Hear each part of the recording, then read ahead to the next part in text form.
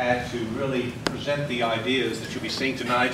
I have an agenda here on the screen so you can kind of see what we'll be following. The first hour will basically kind of take up with panelist discussion, and our moderator will be Brent Gardner. I have a few people to thank. I really want to thank the Downtown Leadership Council. They are sponsoring this event tonight. Lots of stakeholders on the Downtown Leadership Council representing the Central City area. And if some of them are here tonight, would you please stand up and be recognized, some of the Downtown Leadership Council members? Who are you? So, great, thank you all for being here. Rosie is the current chairperson this year, Rosie Girding.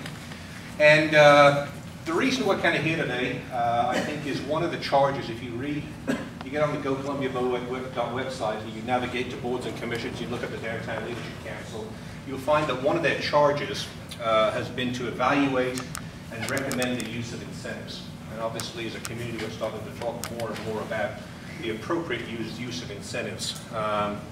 However, the focus tonight, although we're going to start talking a little bit about TIF, and we've been talking about TIF for a while. I mean, we've had this discussion since 2007, I think, when the city first appointed its TIF commission. We've had a couple of, actually had 3 TIF projects approved in the downtown area, the Tiger Hotel, the soon-to-be-built Doubletree Hotel, replacing the old Regency, and even the 10th and Locust project by the owners, which was approved as a TIF project but never got built as a TIF project. So we've had some experience with single parcel TIFs. We're here to kind of talk about the broader use of TIF districts. And so, as I said, one of the charges of the DLC was to look into and evaluate and recommend to council appropriate use of incentives, and certainly TIF is one of the incentives. It's been around for a long time. It's been around for about 50 years. And we thought this would be a great opportunity for the Downtown Leadership Council and this very distinguished panel who we'll introduce in just a moment to start talking a little bit about what TIF and other incentives can do for a community. Before we even get into that, we really need to talk about the process and the planning. Why do we can't really start talking about using a tool if we don't know what it is that we're going to build. So obviously a lot of what we're going to be doing today is going to be talking about process, planning, projects, areas. There's been no areas defined yet. You can take a look outside. I don't know whether you had much opportunity before you came in, but we put several large-scale maps out in the lobby. So if you didn't get a chance before you came in, please hang around for a few minutes afterwards and take a look at some of those maps of the Central City area. It'll show you a lot of information in terms of vacant land available. You'll hear a lot about talk this evening about infrastructure and maybe the use of increment for rebuilding infrastructure. You'll see a map out there that maps a lot of the stormwater, sewer complaint issues, some of the poor infrastructure that's starting to fail in our inner city that's been around for 60, 70 years that should have been rebuilt 30 or 40 years ago. And so that'll be one of the areas that we will focus a little bit on today. I think that's all I really wanted to say. I don't want to spend too much time with introductions, but our MC tonight is Brent Gardner. He is a member of the Downtown Leadership Council. He's going to be playing Phil Donahue today. Does anybody know who Phil Donahue is? I mean, you ask the younger generation, they haven't got a clue who Phil Donahue is, but he doesn't have white hair, but I'm going to turn the microphone over to Phil Donahue to introduce our distinguished panel, and then following the panel discussion, we will move into audience questions and start to have a discussion. So, Brent, I'll turn it over to you. Thanks. I may have white hair by the end of this, we'll see. Downtown Leadership Council meets once a month, and we talk about things that usually planning elements for downtown. We actually encompass a broader area than just downtown. We go all the way to Business Loop and Providence and a lot of neighborhood associations and whatnot. We felt like a TIF district was a good thing to explore as a concept, and so we sent the idea on to council, who agreed that it should be looked into, and then kicked that over to staff. And so in a couple of meetings with staff, we kind of came to the conclusion that education was a very good place to start with this. So information, education, and that's what this meeting is all about today. We really want public input from the very beginning. And it may be that TIF district is not the right tool for the City of Columbia. I think it's important for us to decide as a community whether we want to grow or whether we want to stay the same, if we want to retract, or exactly what. So there's tools in place, and tools that could be in place to help us along our path. And I think as citizens, it's important for us to be here. I thank everyone for showing up. I'm going to quit talking for a minute and get to our panelists because they're much smarter than I am. Randy Gray, who has been a chairman for Downtown Leadership for a couple of years. I guess since like 2008, Randy's been on DLC. He's president of a consulting firm, Special Place Development, 26 years experience in the community, economic, arts, and organizational development. And for 12 years was the Main Street coordinator of the Missouri Department of Economic Development. And Randy, give us your thoughts. Thanks for being here. Thank you, Brent.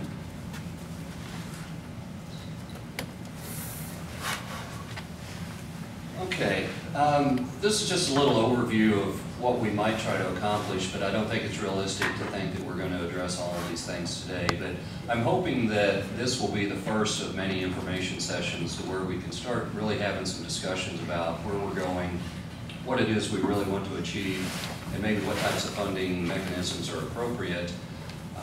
And then if you get into that, down the road, the last things on the far right would be more of the use of the revenues and the geographic boundaries that Brent alluded to. I'm going to speak primarily from the perspective of the Downtown Leadership Council. As Brent indicated, we had recommended that we pursue a TIF district, and I want to take a few minutes just to take us as to how we got to that point. The Downtown Leadership Council has been around for about 4 or 5 years, and when we began by ordinance from the City Council, they asked us to address a few things, and we came up with an interim report. And one of the key things that came out of that is that downtown is different. And I think part of our support for a possible TIF district or districts is that downtown doesn't have the same abilities as other parts of the community, and those are highlighted here. Basically, it doesn't have immediate major highway access, there isn't proximity to affluent suburban households, and there's no unified management. And I say that in the sense that it's not managed by one private entity in the same sense that a mall might be. As we moved forward with the DLC, we got into a charrette report that many of you participated in, and that came out of one of the recommendations. And in the beginning, we were asked to prepare a complete downtown plan. And what transpired was that there wasn't enough resources to do that, and so we were allocated about $60,000, Tony, if I recall. And we identified some key parts of downtown to take a look at. The broad boundaries that you see here, to the north is Business Loop, to the east, Old 63, to the south, the University, and to the west, Garth. And we picked two primary areas, which on the right side is basically College and Broadway in the North Village area, and on the left is primarily in and around Broadway and Providence. And we had a consulting firm, H3, take a look at that and come up with some recommendations and a lot of community input and support for that. And along the way, in addition to the vision that we saw earlier, we came up with some basic redevelopment goals and design principles. And the first one really, is the key to the whole thing about creating an authentic place. And one of the things that's starting to trouble some of us is that when we look at the second one, there's a lot of demand and interest in creating what is called mixed use and also mixed income. And right now, there's a lot of challenges that we're not getting that mixed income housing. We're getting a housing segment that's only benefiting one particular group. So I think we're going to really need to give some thought to, if that continues, are we really going to be able to create that authentic place that everybody said that they wanted? Part of the reason that we end up with this potential strategy of a TIF district is how are we going to implement all these recommendations from the plan? And this is just a couple of the concepts at the corners of Broadway and College, and then proceeding to College and Walnut. Everybody wants to see a lot of these amenities, but so far there haven't been resources allocated.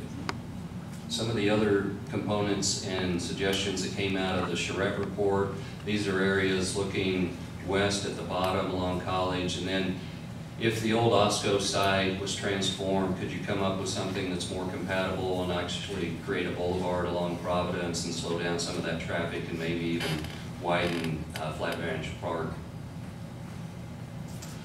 Some other key pieces that a lot of people are interested in, I think, can go hand in hand with the potential revenue stream are the ideas of sustainability. On the top, you can see the idea of public transit, and along the bottom, that's part of Park Avenue. We all know that there's some huge stormwater issues in and around downtown that need to be addressed. I can't sit here today and say if you did a TIF district that you're going to have ample funds to resolve all of those, but I do think it's something that might be available to start addressing some of the infrastructure problems that we're having.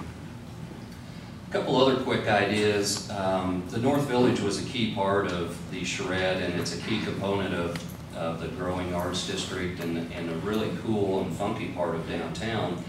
And I think we need to give some thought to, you know, are there some things that we could do to really enhance that area and just play off of that funkiness? And these are just a couple of examples as you make that segue from a downtown into a neighborhood. Could we do something artsy to reinforce that image that we're all trying to promote? And if we are getting into infrastructure, you know, and we're tearing out sidewalks and redoing that, are there some cool things that we could do to really identify the culture of Columbia? These are examples. One on the left is from Memphis, obviously a big area for music, and Al Green. And on the right, Lew Wallace, many of us will remember, wrote Ben-Hur, and was also the territorial governor of New Mexico. I think he did a little bit better once he left New Mexico and went back to Ohio or somewhere and finished the book. But they recognized his efforts, and I think we could do that in Columbia if we got into some of these amenities. We could really look into how do we recognize local musicians and local writers, which are sometimes difficult to do. The other part of this whole downtown planning process and urban design is how do we improve on what we have? And the before and after on the left and what the H3 Charrette consultants came up with on the right, you can see the possibility of making Cherry Street into an area that's more festive, but also bringing in some infill and some buildings. And I think if we do that, it's probably appropriate, but we need to be very careful on how we do that. Just a couple other quick examples. Everybody talks about infill and new development, and I think we need to get more information on what the community is looking for. This is an example of a simple two-story commercial building, and if you turn the corner on the edge of that building, this is parking below it around the back. So the tenants and the users, that's all a private development, and I think that's something that we need to start looking at more as to how we can accommodate parking here from the private sector and not just look at the public sector always having to build new parking garages. But I do love parking garages, so I'd be remiss if I didn't throw in a couple examples, because it's really important, especially with some of the discussion that's going on now with Short Street Garage. We're only going to get one chance at this, and whatever happens is going to be there for 60 or 70 or 80 years. And these are a couple of cool examples that on the tops from South Carolina, Greenville, I believe, where you can see they've added the condos on the front. The bottom left is actually a parking garage in San Luis Obispo, California, and the one on the bottom right is from someplace around the San Diego area. But while we're having all these discussions about downtown planning and parking, it's essential that we do it right. You don't get a second chance on these things, so I hope that we give proper attention to those areas. One of the biggest things, one of the biggest challenges that I think we have on this whole infill is how do we segue from the traditional downtown into the surrounding neighborhoods?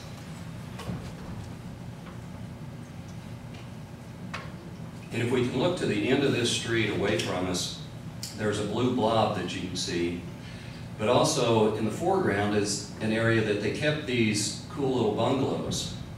And I tossed this in. This is the building on the right that's at the end of that block, and this is adjacent to the University of New Mexico in Albuquerque. So there's severe development pressures coming out of the university for both commercial uses and for residential. But what they did was, even though some of those bungalows have been turned into commercial uses, they kept that form and made a wonderful soft segue into the neighborhood that's surrounding that. And if we get into that situation and we start thinking about how would we use TIF to encourage new infill design, the next thing that a lot of people aren't going to want to talk about are design guidelines. But if we're going to consider using public finances, I think we're going to need to have some community input on what we're going to do with those monies. It can be good or bad, and I'm going to wrap up with a couple of these examples. And the top of this is downtown Independence. And for the life of me, I can't figure out what the hell's going on with this tall, incompatible building. In my opinion, it just does not fit. And the reason I throw it in there is that we really need to think about what we're trying to accomplish. And if we're going to use TIF and encourage private development, then the community is probably going to need a little bit more say into what we keep and what we don't. The guidelines, in my opinion, there's a lot of issues that people are probably going to talk about tonight regarding public incentives, whether it's you know, eminent domain or whether it's should you even have them at all. But from a downtown perspective, I don't think these things are going to occur. A lot of what people are wanting to see happen may need a little incentive, but I think we need to be very careful, and we need to make sure that if we're going to use those resources, that we do it in the proper way.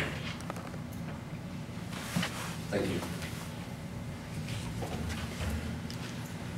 Thanks, Randy. Next panelist up is Mike Mathis, as you might recognize as our city manager, just past the 1 year mark on the job, formerly in Des Moines, and welcome. Thank you.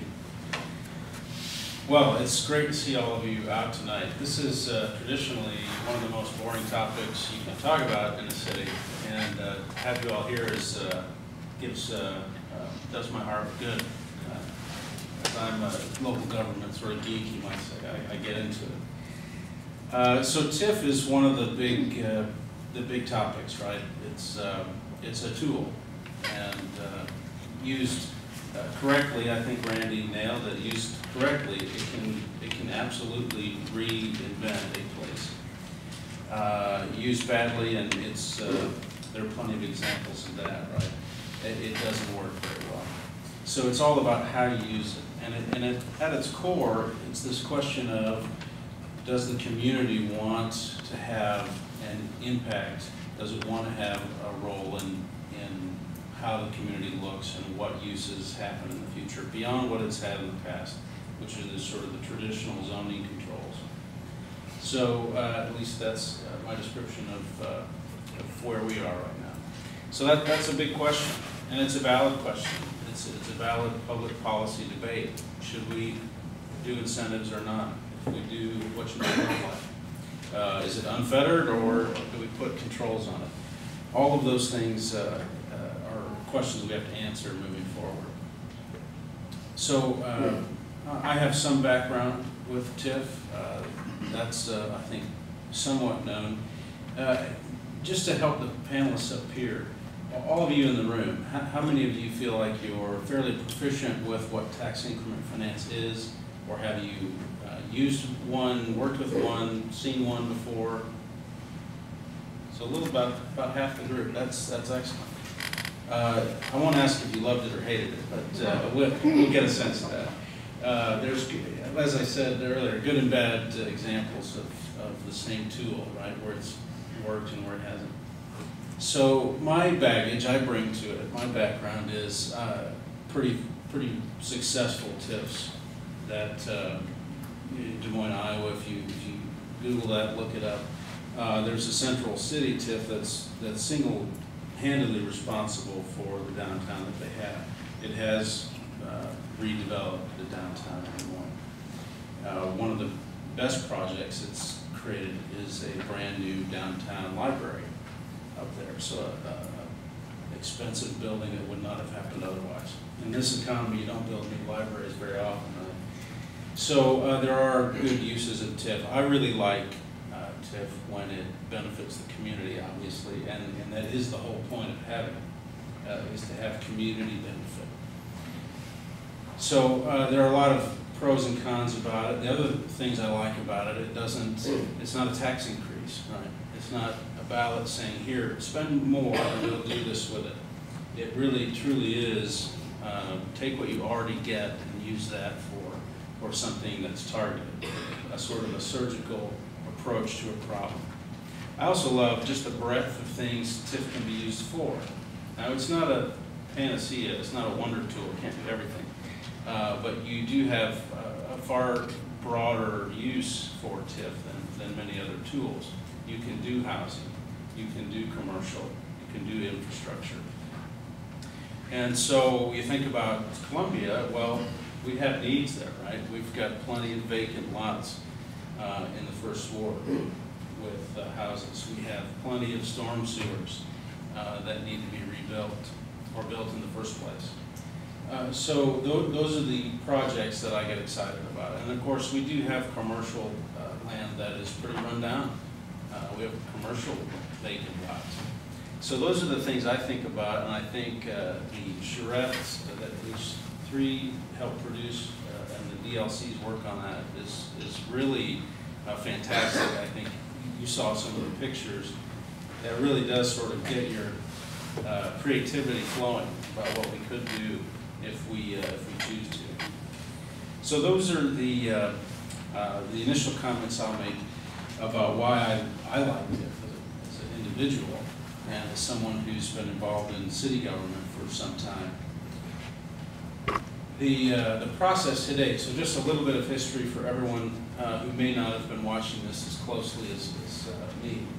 The conversation predates me. I've been in town for a little over a year, and obviously the DLC's been working on 4 years, talking about what downtown should look like, planning for the future, what do we not want, what do we want. And so in the past year, as we've talked more about TIF as a tool, that's been a recommendation of the DLC to explore the use of it on a district level versus a parcel use. We've done the parcel use in town. And so we've begun to have conversations about TIF. I've had very basic overview type conversations with the city council, with the school board. There's Dr. Belzer, thanks for coming, and with the county commission. And these are very basic conversations about here's what TIF is, here's what it can do, what it doesn't do, pros and cons of it. And we can get into many details about it. It is a powerful tool, and it's very complicated. I can't say that enough. It is complex. And you really do need people that know what they're doing when you get farther down the road to implement it well. The nice part is there's a lot of decision making the local government can bring to bear. We can create the tool we want it to be. And we can avoid mistakes other cities have made, and we can capture opportunities where we know it will be helpful. So, so that's the extent of it. The nice part about today is we're hitting that community-wide conversation phase, and I really appreciate everyone's involvement. Obviously, the DLC is a natural host to kick off the conversation. They've been talking about it for a long time, right? And again, to see you all here is terrific. So I believe this is a good beginning. It's not the last public meeting we'll have on it. There'll be many more. We're going to, after tonight, it's an iterative process too, so we will take the input we get and then we'll inform our conversation as we move forward. We'll talk to the Lions clubs, the Optimist clubs, can I just say there's a lot of those in town? That's a remarkable thing about Columbia. I think there are more Rotaries in Columbia than there are in New York City. Just my knee-jerk, but I'm confident that's the case. And I think that says a lot about the city. It's a wonderful thing. So that's another phase of public conversation we'll have. And so there's no deadlines here, and there's no outcome that we are trying to drive a project to, process to. And so with that, I'll stop talking and we'll introduce some real experts. Great, thanks, Mike. Our next panelist is from St. Louis, Laura Ratcliffe. She's a senior vice president at. Oh, wait, you switched. Oh, you guys switched up? Yeah, sorry. I can be flexible. That's right. Say that. Ken Christian is our next panelist. Although, yeah, okay. He's been working as a consultant to nonprofit community redevelopment agencies in St. Louis, assisting them with community building, real estate development, and eco-devo. His principal clients are Grand Center Incorporated and Beyond Housing Incorporated. Mr. Christian's led development planning efforts, helped design redevelopment plans, assisted with selection and implementation of development incentives, and designed the financial architecture of redevelopment projects, coordinating financing and completion of numerous real estate development projects. Welcome. Thank you. Good evening. How are you all this evening? Good. Great. Okay. I'm only going to leave a little bit of that, but thank you very much for those who did respond. I was asked here tonight primarily because of my experience, I believe, with Grand Center Incorporated, which is a not-for-profit organization in St. Louis that was charged with the redevelopment of an arts and entertainment district. Some of you who have familiarity with St. Louis might know the area. It's the area around St. Louis University and the Fox Theater, Palace Symphony Hall, and other arts and cultural destinations as well. And to tell you a little bit through sort of a process, we've kind of some of our learnings that we picked up along the way. We did, by the way, use tax increment financing as a primary development tool there. It's a very large TIF district. I don't know that it still is. At the time it was formed, it was the largest TIF district in the state, encompassing some 600 parcels, which had great advantages and also which had some deficiencies as well. But we, like everybody else, learn as we go. I mean, I keep hearing that we're the smart people in the room, but you know, every time we do something, we learn as well, because there's no finite amount of information about community development. You know, I look here and listen to Randy talking. I mean, there's no absence of ideas about what can have an idea, or whether or not you can shape that idea into something that can be agreed upon and pursued. And so when we look at the development process, the first thing I have there is create a common vision. Community input, probably the hardest lesson that we had to learn at Grand Center. You know, we're led by a guy who was a former mayor of St. Louis for 12 years, and you know, a guy who's accustomed to really hard charging, getting things done.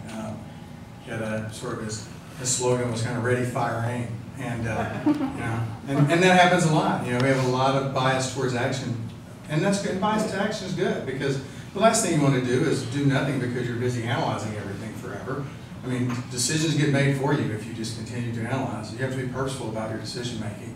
So you can't just sit there and plan all along, but you do have to include the community, and I will tell you that most definitely, once Grand Center understood how to include the community in the process of decision making, the world changed in the way that the smoothness, the transparency, the success, the willingness to invest by others, the willingness for others to share in you know, the potential really changed, and that was took a long time for us to get to that, you know, because that just wasn't the way we operated for years. And so, you know, that's one of the key things here. And what you have to address in that process, again, I think, I'm familiar with H3's work there at St. Louis outfit. We've used them in some of our other projects. I know they think in terms of complete communities very well, I think. You know, they understand spatial relationships, the need for integrating various modes of transportation, you know, places where people can access by pedestrian lines, by cycling, automobiles, all those can live together harmoniously and that have appeal and, you know, or really give a sense of place. And I think that's one of the things Randy addressed there. So, you know, some of the ideas of sense of place. But, you know, if you don't really take on purposefully deciding what the vision is, then you're faced with this issue of, well, we're going to have organic growth or we're going to grow within a framework. And without making that decision, you're going to grow organically. One of the things that happened to us in Grand Center was because of our proximity to St. Louis University, everybody saw every building opportunity as a chance to build student housing. You know, everybody did. And, you know, the private developers, you know, thought, well, okay, there's St. Louis University's growing. There are kids who have money because, you know, it's a private university with a pretty healthy tuition. And, you know, this is a great opportunity for me to make some money, you know, because that's what I do. I develop, I make money. That's the developer's view. And it was a very challenging discussion to have to say, is that the best thing, though, for the community, to just allow this organic growth that would be primarily student housing to occur? Do we really serve the interest of greater St. Louis that way? Here we are in the middle of an arts and entertainment district.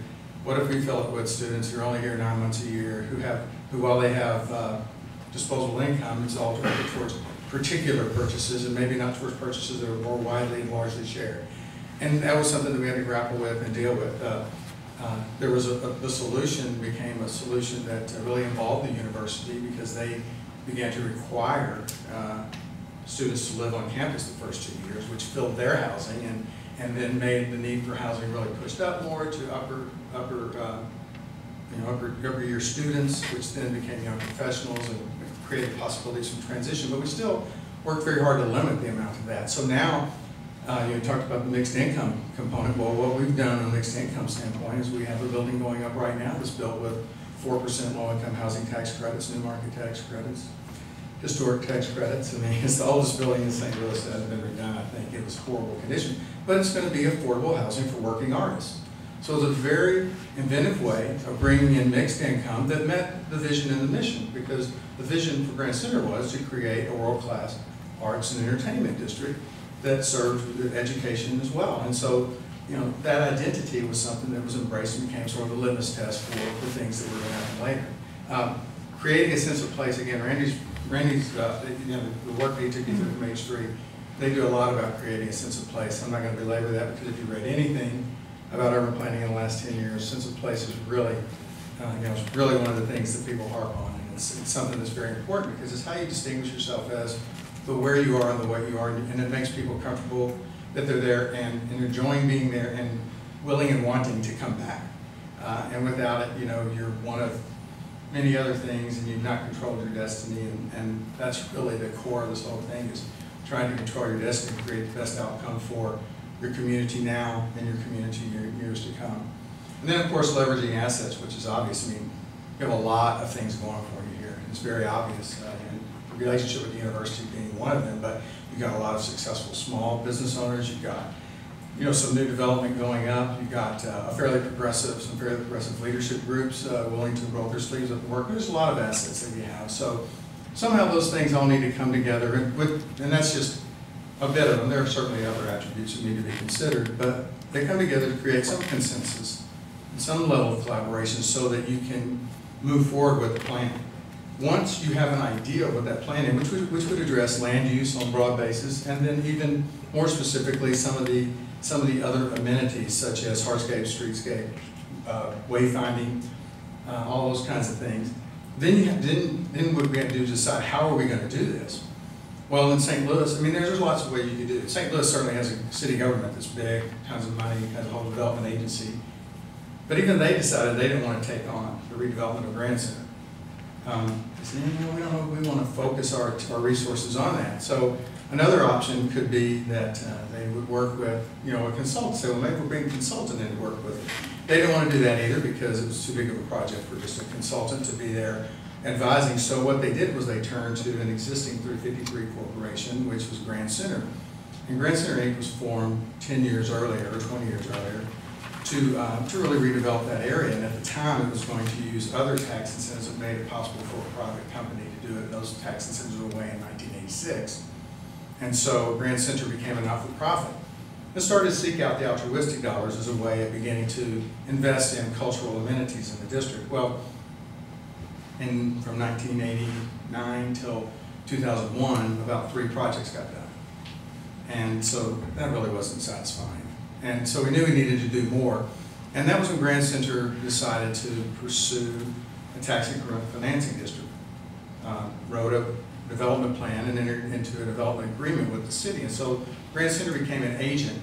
Grand Center Incorporated became an agent of the city of St. Louis with the responsibility of implementing a development plan in that particular geography. So that's another way of doing it. And you don't have to have a not-for-profit master developer. You could write an RFP and have a for-profit master developer. You could have a mix of them. You could break it into 5 different redevelopment areas and have the city be the one that coordinates. I mean, there's so many variations of that, but the thing you do have to do is you have to decide which one you're going to use.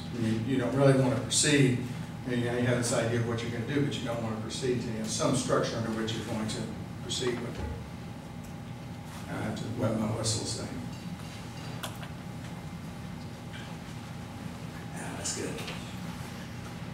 Then the process of developing the detailed plan. So now you know what your land uses are. So what exactly goes where? You know, where does a park go? Where does a hotel go? Where does a mixed-use residential building go? You know, you've already decided that what the uses are. So where does it go, and which one, you know, comes first? And this process really is a continuation of the initial process, which is at a more refined level. And again, you'll see up there I have that it's iterative. Because things are going to change over time. I can tell you that the redevelopment plan at Grand Center Road, we had 28 individual projects identified. And of those, 9 of them happened as planned. And by the time those 9 were done, a big portion of those others were no longer material or realistic. Conditions had changed. You know, parking conditions had changed. So the garage need was a little different and the location was a little different. Other development had occurred. which caused the interest to change. So it's not a static activity. Creating a plan is not a one-shot deal and then you put it on the wall and you go do that same thing every day. It's something that you aspire to. And you have the principles in that H3 plan, which I think are excellent, that can guide you in your decision-making towards what the individual things are. But you have to continue to have dialogue with the community and revisit. And Grand Center, now in its 10th year, has gone back and engaged a new consultant from Portland to come in and say, we're not satisfied how the infrastructure framework has come together as it relates to pedestrian and bicycle and vehicular traffic and sort of the identity points in the neighborhood. And so they reconvened to address that, because initially there was one plan, but as things happened, it was obvious that that wasn't promoting the kind of flow or pedestrian interests or other interests that they wanted. So they, shelled out some money and engaged a group. Everybody in the district pitched in the money to do it. And now they have this framework plan that now they're prioritizing projects towards to go and begin to work on some additional infrastructure in hardscape and streetscape and so forth that begins to address the, revisiting again that sense of place thing. So now that you have all of those things, and now you're kind of ready to start, then you can think about what are the possible investment tools. And believe me, we have used a bunch of them. TIF isn't the only one that we've used. New market tax credits, and I don't know if this is in the geography, if any of this is in the geography that would qualify for new market tax credits, but that was something that we used a lot on individual projects. We used a lot of our buildings were historic buildings, so we were able to use state and federal historic tax credits. Again, I told you about how we used low-income housing tax credits. We had a lot of altruistic dollars come in because, one of our big projects was creating a new home for Big Brothers and Big Sisters and for Craft Alliance, which opened a satellite office in their arts and crafts education facility. They have gallery space and so forth, and so both of those organizations. Oh, and as well, the building's really an incredible building. Another piece of it is it has 2 theaters in it: a black box theater that seats about 110, and a studio theater that seats about 80. And again, a donor came through with a chunk of the money there, and then we were able to take all those other things and put them together to get done what we need to get done. And we wound up with this great project. So it didn't really stop at the TIF. The TIF was just, in that case, one piece, because for our identity and our vision, we had a lot of things that are arts and culturally driven. It won't be any surprise to you for me to tell you that those ventures aren't always economically sound. They're valued by the community, but not always in an economic sense. And so helping them get off the ground and give them a stable place to be is, we've attracted 4 new theater companies into the district, and the story goes on, but that was kind of the lesson learned, was that the TIF wasn't enough, and the TIF wasn't the only thing that we needed to do. And so there are these other SIDs, and we've got SIDs, we've got tax leveraging is really, the new market tax credits and the historic tax credits I was talking about. And then, of course, implementation. So, wow, I'm on my 3rd slide, and we're now just finally doing something. That's pathetic, isn't it? I have a love-hate relationship with process. I'm an engineer by degree, love process, right? I am type A, I love process. But I like to do stuff. I don't like to sit around and just plan. So, I hate process. So there is a balance that's really hard to strike, but that you have to. Because if you don't, something's going to happen right underneath you, and the decision's going to get made for you. So, I would encourage you to select a process that you feel comfortable in, that guides you and that helps you to achieve what you want to achieve, but don't be afraid to pull the trigger. There's a point in time where you got to do. And I don't care how well you prepare, I don't care how well you communicate with the community. The hard part is that there's always going to be someone, regardless of what decision you make, who's not going to support it. And leadership is hard in that regard, because you really want to work hard to make everybody happy. But if you make absolutely everybody happy, sometimes you can't get anything done. And that's just a very, very challenging situation to be in. So, I encourage everybody, whether you're yay or nay, I guess, whatever proposition or position comes up, that to, think about collaboration and think about how you move your community forward, because if you don't decide for yourself, it will get decided for you, and I will guarantee you won't like what the outcome is. And then finally, monitoring and evaluation. Once you have it done and the project's sitting there, then you need to make sure that it does what you said it was going to do. Tax increment financing is not a grant. It is a self-supporting tool. And many of these incentives are that way. So if you don't monitor and make sure that we projected we were going to create X amount of increment, and we don't know that we're doing that, and then we come to a point saying, gosh, we were kind of behind on that, weren't we? Well, you need to know. It's not that you're going to change anything about that structure, but you'll know and you'll be able to react to it when you get to talk to folks like Laura who are going to help, finance that out to the public and so forth.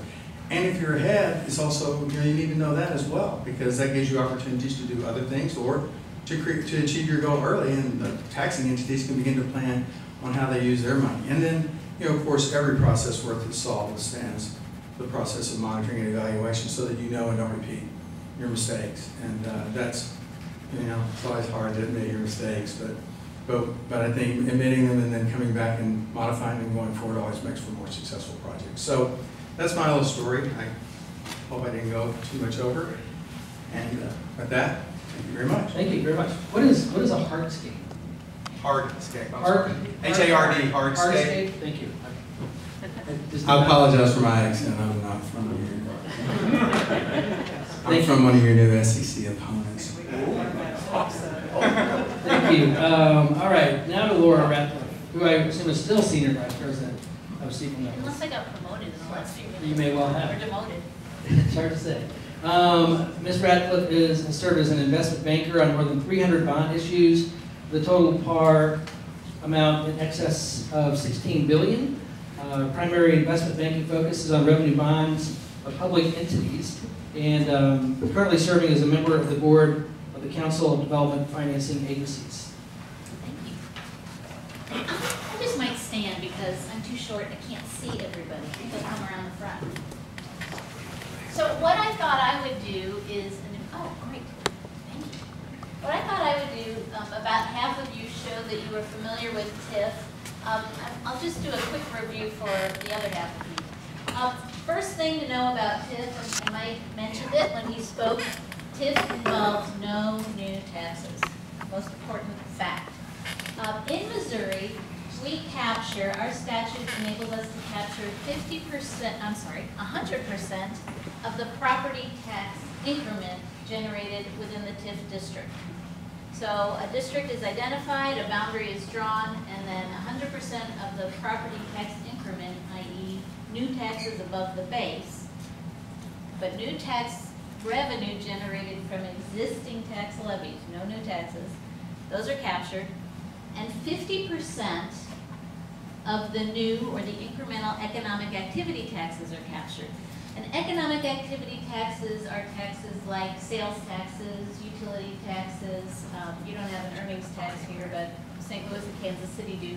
So those taxes which reflect economic activities, and we get 50% of those in Missouri. Now there are two ways to set up TIF districts. One way, when you draw the TIF district boundary, one way would be to do what we call a large district TIF, or a district-wide TIF. And Grand Center in St. Louis is an example of that, with 660 properties or so, very large district.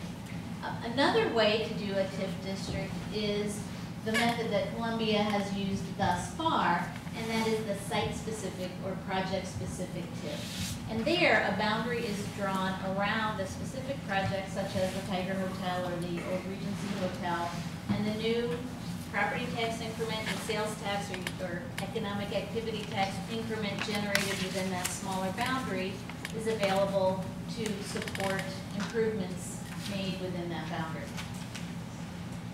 And there are pros and cons to each.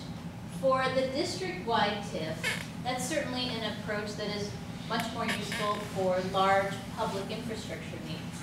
You have a larger area to generate increment. You have a diversity of tax base, typically of taxpayers, more revenue generators, and therefore you can typically take on bigger projects and area-wide projects. For the site-specific TIF, that is particularly useful when, for some reason, the private sector can't compete. There is something about a site, there are extraordinary costs that need to be overcome. And so by effectively funneling tax revenue from that very site back into the project, you help overcome whatever obstacle to development existed at that site. Now, Grand Center is an example of a project where really, although it's a large district TIF and they've done a lot of public infrastructure, hardscape, landscaping, all kinds of things, they have also identified sort of sub-districts and have project-specific TIFs within the large Grand Center district also. Now, I want to go back. Ken mentioned a number of different tools. In addition to tax credits, there are other public incentives in Missouri, such as SID. That's one that he mentioned. The acronym is for Community Improvement District. And that is one of a set of incentives where new taxes can be imposed. So TIF, no new taxes, SIDs or TIDs, new taxes. And what is very common in Missouri is the layering of tools. Because in Missouri you capture 50% of sales taxes, if you superimpose a TDD, for example, Transportation Development District, on top of the TIF district, and you imposed a transportation sales tax, the TIF would automatically capture the first 50% of the incremental sales tax of that transportation district.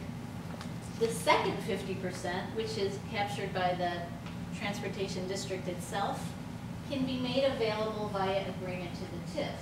So it's a way to generate additional revenues toward the TIF district or project, if you so desire, and if the need for additional financing is there. So there really are a lot of, as Ken mentioned, many different ways to use TIF. And I'll give some examples. In Valley Park, Missouri, I don't know if many of you are familiar with it, it is on the St. Louis side of the state, and it is on the Merrimack River. Suffered from severe flooding projects, and in about 1989, got approval for a gigantic flood protection levy that would protect the entire city of Valley Park. And I think it was an 80% funding from the Army Corps of Engineers, and 20% match had to come from the city. The city had no way to provide the match. Huge dollar project. So they set up a TIF district in their downtown and went to sell bonds. Well, nobody would buy the bonds because they couldn't identify sufficient increment to support a bond issue of that size. So they went back to the drawing board and they effectively created a TIF district out of the entire city. And so they said, look, when we get this flood protection, there will be so much more developable land.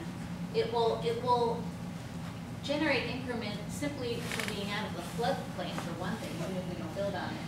But also, it will be buildable. So they were able to do the larger district, sell their bonds, match the flood control levy, and it's been very, very successful there. In Kansas City, there's another interesting project of that ilk, which is what I would call just the public infrastructure funding use of TIF.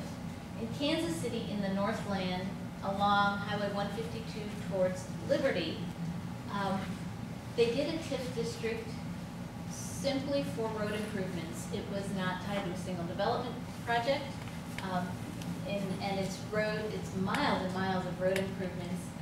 And they used an economic development area designation they just said this area is not developing because there's an insufficient road network here. There are other examples, and I'll give you one more and then I'll stop. But another example is the city of Amarillo, Texas. I find this one to be real interesting. They had in Amarillo specific projects that they wanted in their downtown, a stadium, arena, convention hotel. And what they did was establish a large 54-block district, but also named a master developer from the private sector, but limited the role of the master developer to the specific sites that were in need of these large public improvements. And then the master developer took on the job of getting the hotel and the stadium and the convention space in place. And the TIF increment helps that developer pay for those projects, which benefit the city. So that's TIF 101, very, very short, hopefully sweet. And we are happy. I've got more examples. information that Tony will post on some website. Yep, I'll mention Somewhere. that at the end. Okay, very good. And now, Thank you.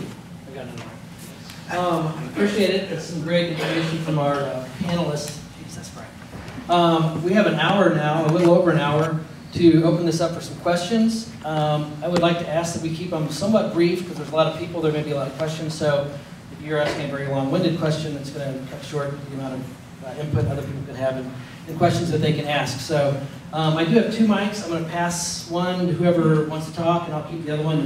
And after about 3 minutes, I'm going to get a little bit itchy. So does anyone have any questions at this point?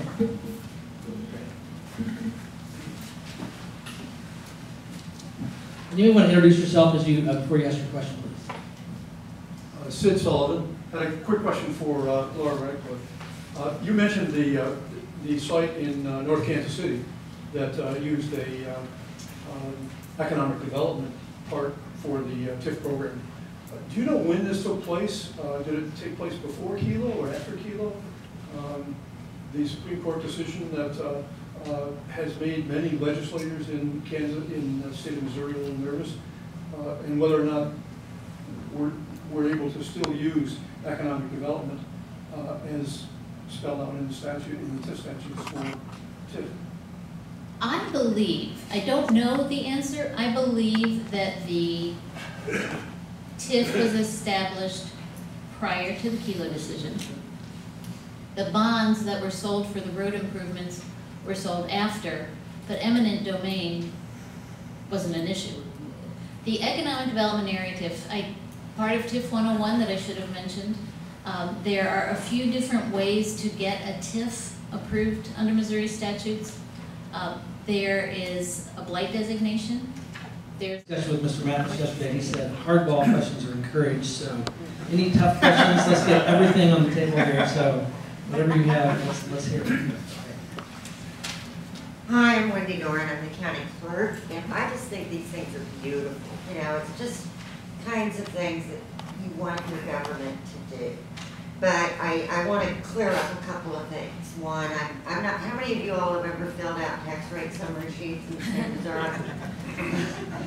You cannot say there's no tax increases. You don't understand county sales tax law, Prop C rollbacks, these kinds of things. When you look at the relationship of your sales taxes to setting of your property taxes, in those governmental entities where your property tax rates are tied to sales tax collections annually, you will have tax increases.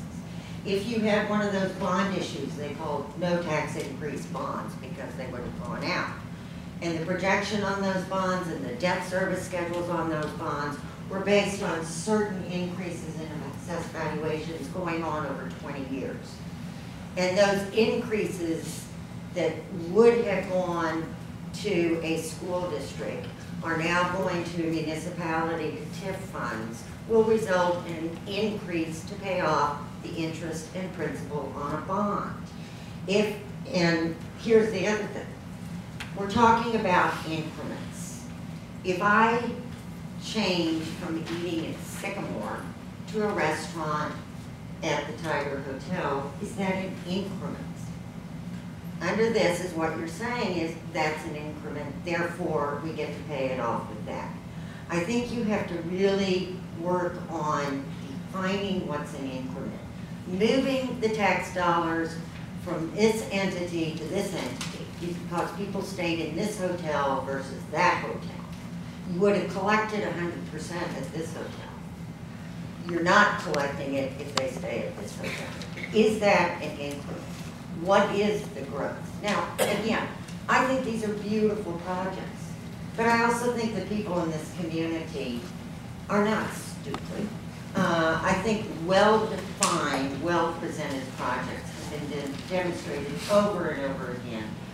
The appropriate method, put these on the ballot, request general obligation bonds, and fund these things. Now, most people, you know, I'm the election authority, I'm going to say that. I'm sorry, I don't believe having meetings and community buy-in on that kind of thing. This morning's New York Times, I want to ask you about that. Article on all of these municipalities that are having these problems because they did these kinds of things. If you read the New York Times this morning, they're talking about the hidden debt on these. California, of which started doing these things to build their libraries, build their roads, did away with them in January of this year. Why? Because so much money was being diverted to pay these things. That the monies to schools, the monies to state services, to money to those governmental services could no longer be funded. I don't have a problem. I have the same vision for this community. I think it's beautiful. But I don't believe TIFs, TDDs, and those types of things are the appropriate methodology. Particularly when you're taking the money from a school that we voted to go to teachers, or that we voted to go to a law enforcement tax or a parks tax to pay for these. Let's have a long-term view and fund them the way a governmental thing should be funded. We have issues, you know, I want to ask you, Moody's has started downgrading. You should be, you know, downgrading jurisdictions that have put their, leveraged their future tax base. Coralville in Iowa is a big one. A city not far from Des Moines, 67% of Coralville's tax base is going to hotels and things. So I don't think we're going there. But what I do think is we've got to look at, in economic downturns, where are we going to put our money? How are we going to backstop projects when they don't make money? Let me backstop that. Let me address some of what I think was the question there. Or maybe not a question. Coralville's a good example of a city that has defined the term boomtown. It's gone from a tiny little suburb of Iowa City to now it is the economic center of that region, and largely due to TIF. So I disagree with you that TIF has hurt Coralville. It's built Coralville. If you go to Iowa City, they used to have a mall downtown. That mall has now been purchased by the university because all business left and they moved to Coralville. So it's, you know, the details are important when you talk about what's a good example or not.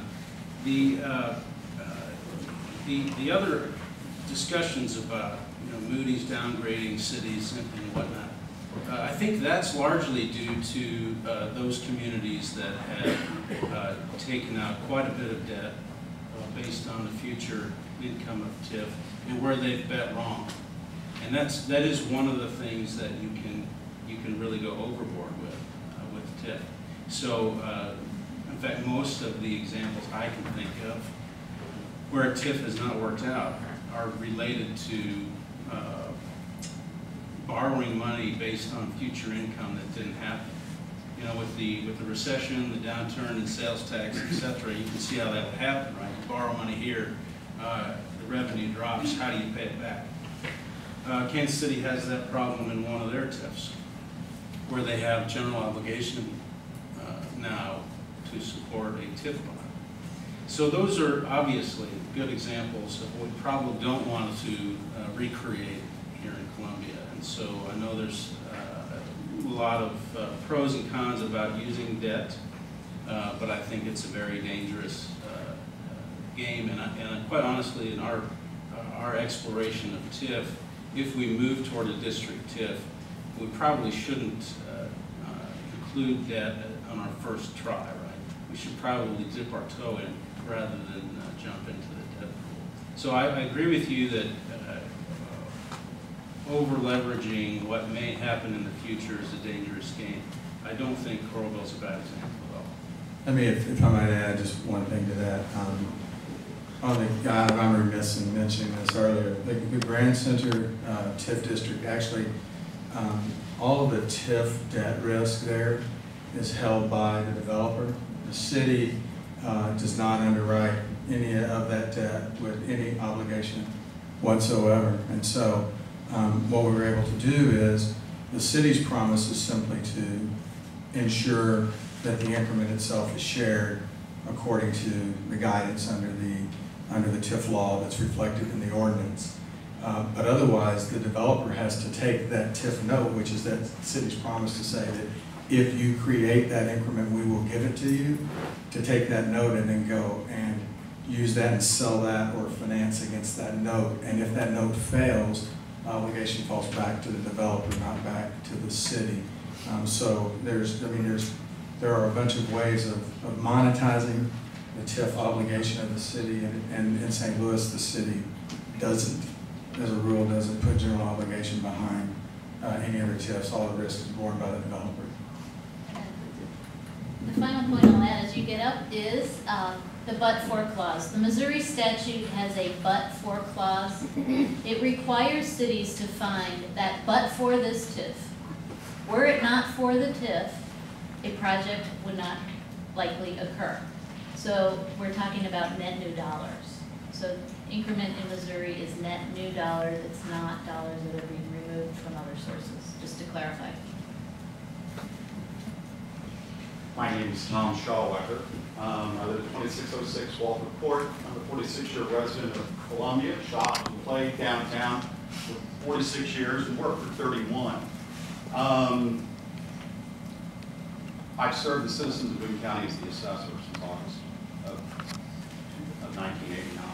And I feel an obligation to initiate a debate about the appropriate TIF being the appropriate tool to initiate the redevelopment of downtown Columbia.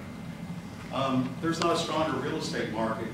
There's not any more valuable land in this county, in this 687 square mile jurisdiction than where we are right here, right now. Do you find it ironic that the city of Columbia, when you look at a tax bill, and Mr. Mathis gets $6 of 100, Chris gets 72, but that, our city council has the authority as a 6% stakeholder to divert the other 94%. I would proceed with caution. You know, I agree with Wendy on the rate setting process. We check each other's math, and I do take issue with the fact that ultimately a TIF will result in higher property taxes. School districts are held harmless when we calculate the rate, and so the rest of us are going to pay more. I've asked some hard questions of the city manager, but I haven't had any response, an email. But I'm struggling with it. I served on the first TIF commission for the Tiger and the Ovals, and I voted against it. Everyone knows where I'm at. I do not believe in a public subsidy of private real estate investments. I guess I've got a question. Do you think that we're transferring the cost of profit-making enterprises from the business and lenders to the taxpayers? Are we at risk in these? Who will decide how to spend this pot of money? Will they be elected or appointed? I've got more questions than answers, but I urge you to proceed with caution. The downtown is vibrant. Look at all, there's more new construction. Look at the concrete trucks and the cranes, they're everywhere. You know, the mayor knows that what drives our economy is the students, you know, the University of Missouri, you know, and so the student housing is there. There's a new business model. But Dr. Belcher would be giving up a teacher a year with every one of those new high-rises every year if we agree. So I ask you to proceed with caution. I probably missed some points, but I do thank you all for this privilege to serve this community for the last 23 years. Thank you. Tom, thanks for the comments there. A couple of counterpoints. You know, again, the increment is frozen, right? So when you say that the city can leverage 6% and capture the other 94, the increment is not that way. The increment's frozen where it is. Everybody gets what they've already got, right? But that's not the point. You have a 6% share in $100 and in $1. I find it ironic that a minority stakeholder in the tax system, a 6% stakeholder, has the authority to divert 94% or the whole pot. Right. I struggle with that. That's almost and Tom, socialistic. So the second part of that is really based again on the but-for clause, right? It's not taxes that already exist. right? These are taxes that get created because of the TIF. So I want to stress that we're not talking about the same pot of money. The increment generally in a district is created by the activities of the TIF, by and large. And so you have to, I think, go into it being totally aware of what you both have talked about those, what I believe are marginal but negative impacts. And you can create a TIF that avoids those to some degree. Now, depending on your philosophy, you might either believe that any public investment is bad and incentives. That's a debate we can have. But in terms of how the TIF works, the increment does not get captured. That gets frozen, and new value is what we're talking about. Again, above forecast. So just to stress those. I can maybe add just a little bit of information, because I think he has a really good question about, the control. I can't speak for, because I'm not certain if Columbia deviates from this, but I can tell you what happens in St. Louis is that the TIF Commission representation includes all the taxing authorities. If the taxing authorities vote to support the TIF, then it moves to the city council, and the city council or board of aldermen actually passes it by a majority. If the TIF Commission votes against it, the board of aldermen may still pass it, but then it has to do it by supermajority. So there's that control. It's not completely, what you're talking about, but that, just to be clear about how the mechanism works for where we are. And then the way, and you talked about how you control that pot of money. The way that the pot of money, if you will, is controlled is that every development project is voted on, in our district, is voted on separately in the board of aldermen, so that there's really a pretty tight tether on what gets spent. And the project only gets the amount of increment, or the amount of, we call it an authorized project allocation. So, that Big Brothers and Big Sisters building that has the theaters, and I was telling you about, it's a $14 million project. They got $1.8 million of TIF support, and that was all that it gets. And so that there's no addition to that. That's the mechanism to sort of use to control it there, just so you, and just for information. One more question. Who benefits from TIF? Who benefits and who pays?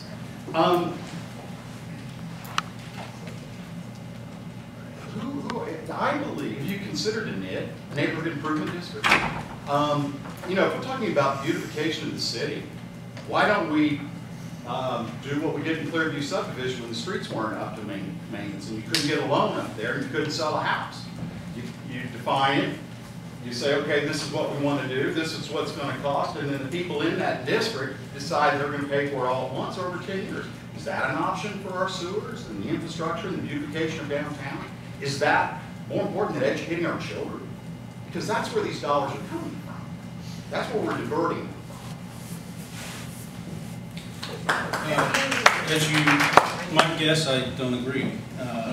You're making a straw man argument, in my view, to say we're taking dollars away from kids. Of course we're not. Who would do that, right?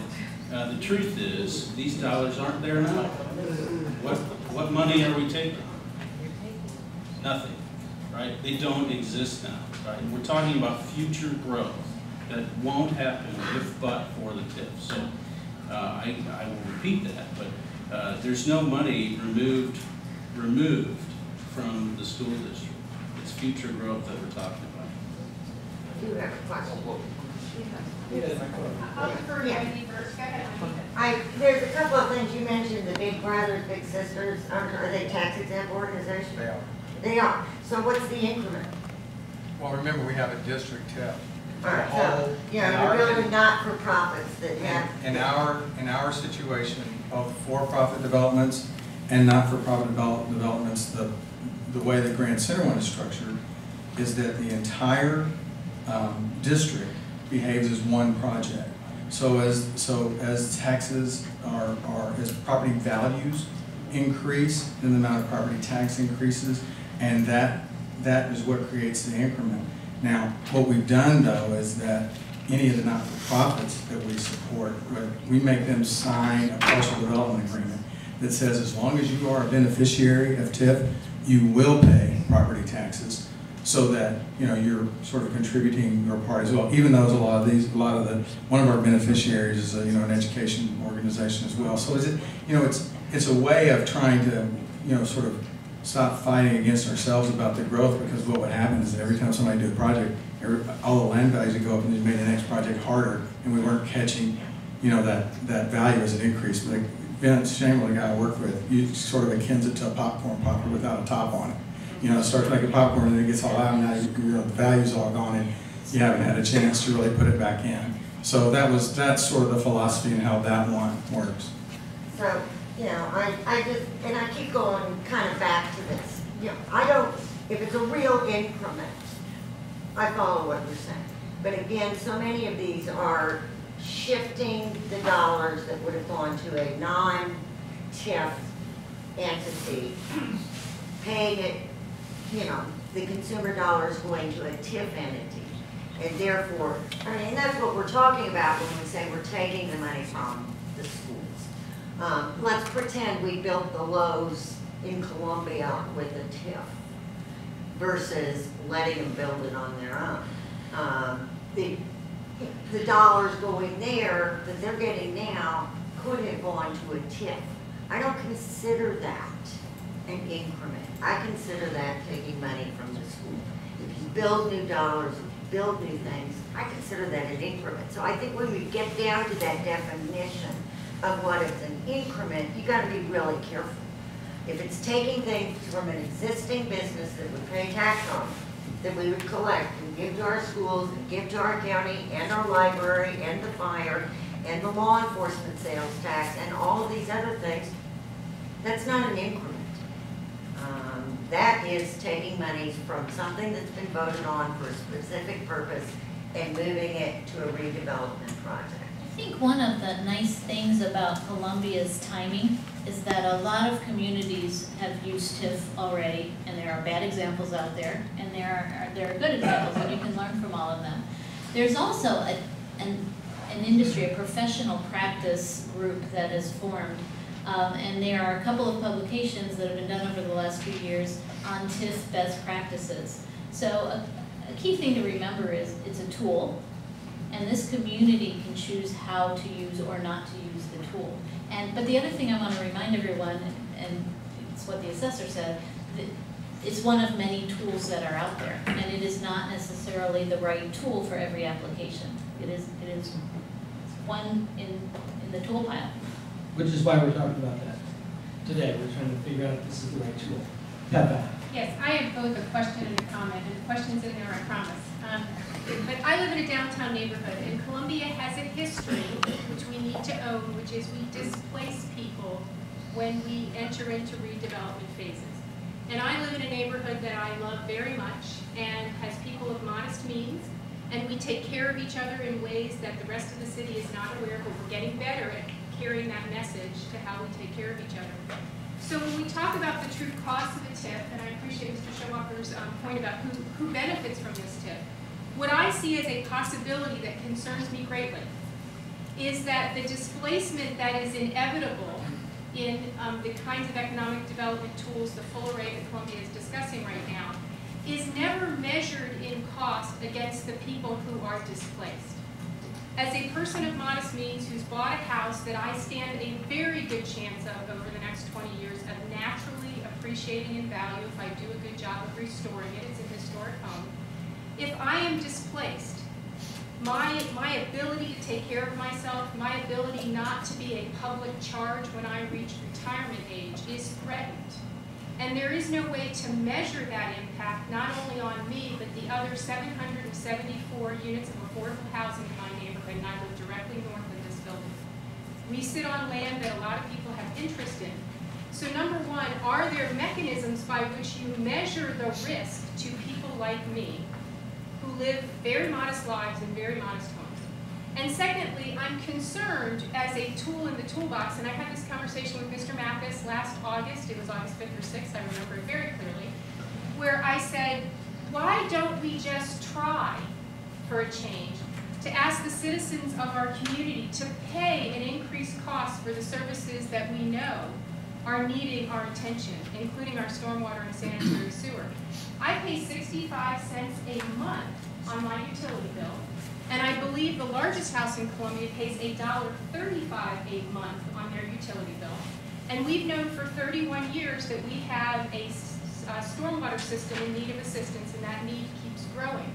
So as one of our tools, is it too hard for us to say to our citizens, you know, we really do need to be paying $3 a month, $4 a month, $5 a month to create a revenue stream to fix the most urgent needs that lead us to these TIF conversations, rather than, I'm going to use a bad phrase that the young people on the campus taught me, rather than watching for the next shiny thing that goes by, and suggesting that might be a solution to our problems, rather than going back to just the straightforward, ask our citizens to pay for it.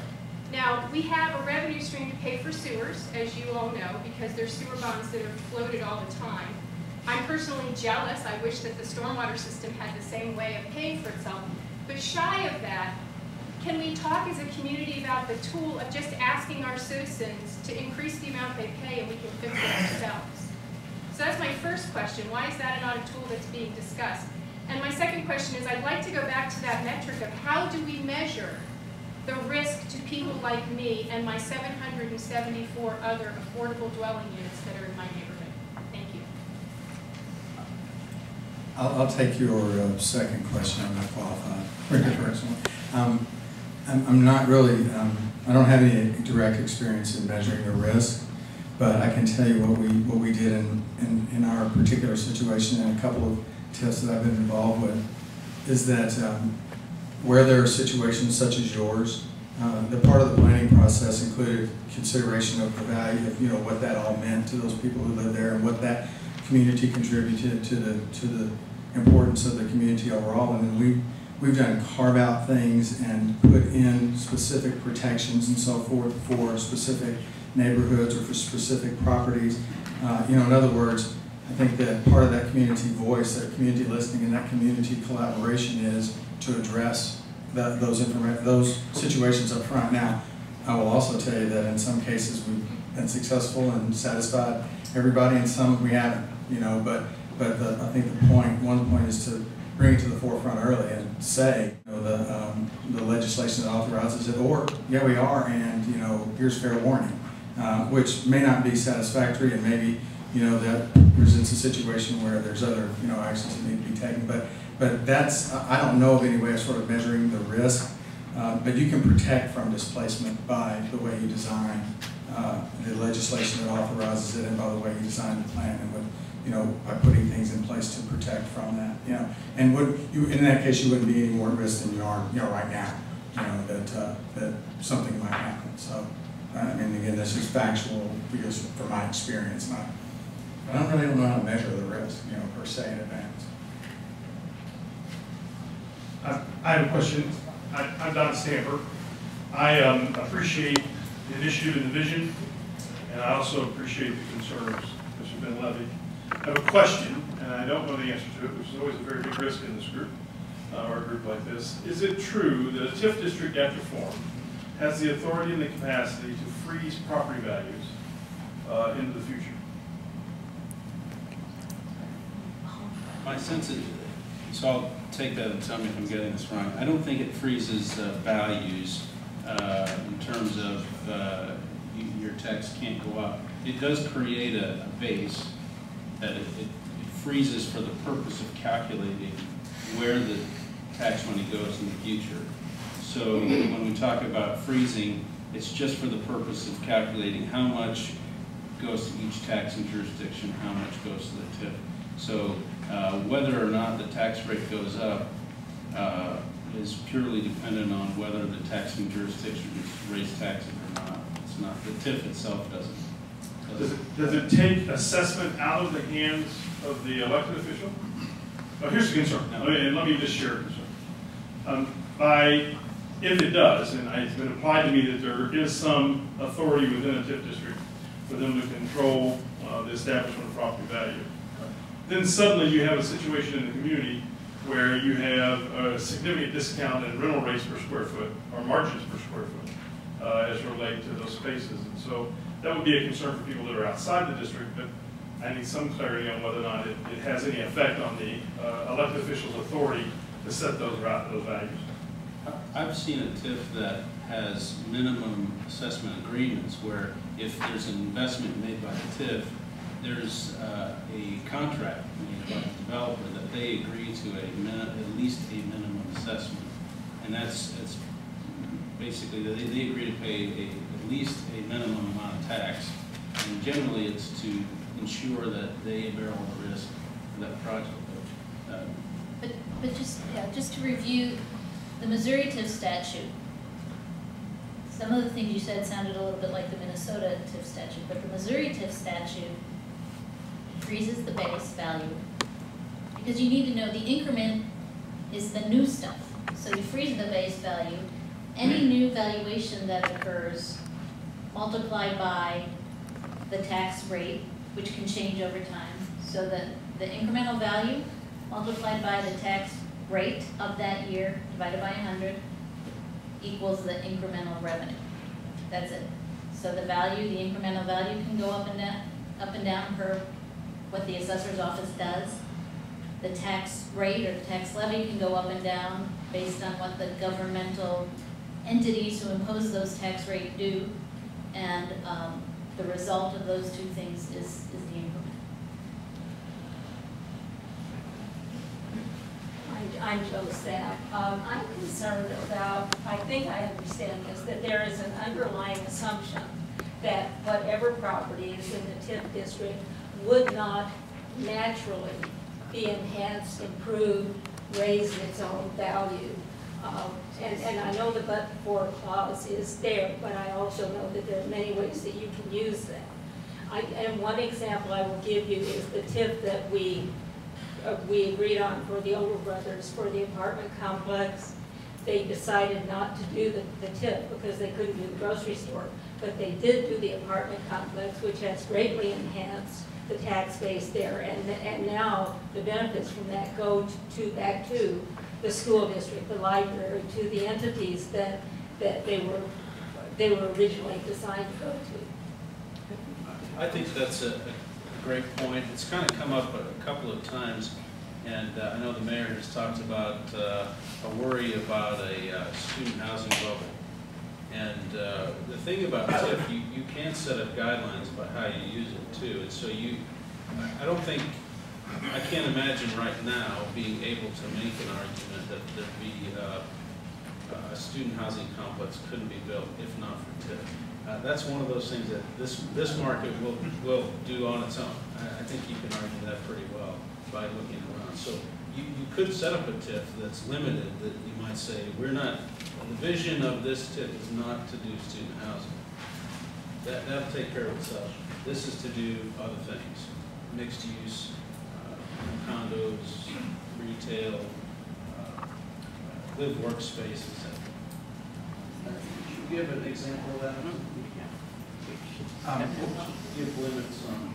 Well, all the projects that we do are individually approved, so we don't have sort of broad principles in there other than the carve-outs that I mentioned earlier. But each project is on a project-by-project basis taken to the Board of Aldermen, which is our city council, and said, we want to do this project, it has this cost, this, here's the but-for, all that stuff, and then what they get in terms of support, which again is not a grant, but it's an opportunity for them to finance against new tax income that they create off of their project, that then they can go try to finance against. Now, we have had other projects though that have happened within the district that got no support, and that was part of the plan.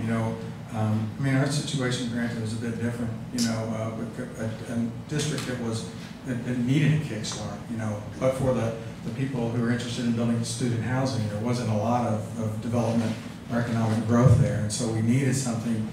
And we had a lot of historic buildings that, by the time you renovated them, brought them up to code, took care of everything. Even with historic tax credits, you still, you're underwater. There's no way that, given the prevailing rental rates, you could make it happen. And so that's why That's why it was selected. And so, but the idea though was to say, if we do these catalytic projects, then it's kind of a, rising tide floats all boats thing. Well, that'll raise the level of overall, which then makes it more interesting for other people to develop without incentive, and then the increment that they create, helps to pay off the balance so that the whole thing then gets paid off more quickly than if it were just an individual project. But it is to be thought about carefully and to be understood and to make sure you make the right decision, because like we've all said, there's been good applications and bad applications, and I think you have to consider your particular situation and what your need is, and decide if it's the right tool, and if it is, what's the right way of implementing it so that it gets you to where you want to go and not someplace you didn't want to go.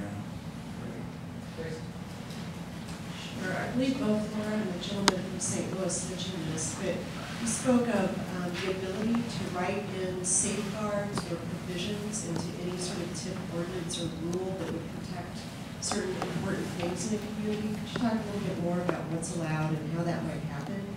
And then generally to Mr. Mathis and St. Romain, I would like to hear what the city is thinking about in terms of what type of development is sought and where the geographic areas and boundaries are. What's in your head right now? Where are you guys thinking about? Well, I can quickly tell you how we did it in the Grand Center District, and that was, we did two things. One, we're very intentional about the boundaries, and there are some odd edges to the Grand Center TIF District for very good reason. For example, the Veterans Hospital is adjacent to Grand, and it's doing what it does regardless of what we developed in the Grand Center District. And the city felt like, and we agreed that why try to capture the increment from because we have a payroll tax, so even though it wasn't paying property tax, the city of St. Louis has an earnings tax, and so why should we get the increase in 1% earnings tax there when really, whether we build a Big Brothers Big Sisters down the street, or why should that be part of it? So it's carved out of there. But we use there is a redevelopment agreement that is entered into between the city and whatever entity is in charge of the TIF redevelopment, and in that you can write into that redevelopment agreement, restrictions, constraints, limitations, all kinds of things can be put in there. Now, I'm not a lawyer either, so I can't give you the precise limitations of those, and if I was a lawyer and would try to give you those, I'd probably be here till midnight. So, but that's the mechanism that we used in St. Louis to take care of that. The way so mechanically, there's a TIF ordinance that's passed by the city that establishes a TIF district. There is some entity that undertakes development, either on a project-by-project basis or as a master developer. Every development entity will enter into a redevelopment agreement with the city. And I like to think of the redevelopment agreement as the document that takes care of all the stuff that the ordinance didn't think of, or that the statute, rather, didn't think of. So this is a silly example, but an example is there was a community that I worked with that did a TIF district for the kind of big box shopping center that we all hate to think about being the kind of project we're aiming for. And the city said, we need these stores to service our community, but we don't want the big asphalt, ugly shopping center. We want trees, and they have to be of X diameter, and this redevelopment agreement just spelled out all kinds of landscaping guidelines. And if the developer was going to receive TIF increment, they had to sign that redevelopment agreement and follow those landscaping guidelines. Like I said, a small example, but an example of the power of the redevelopment agreement. Tony, in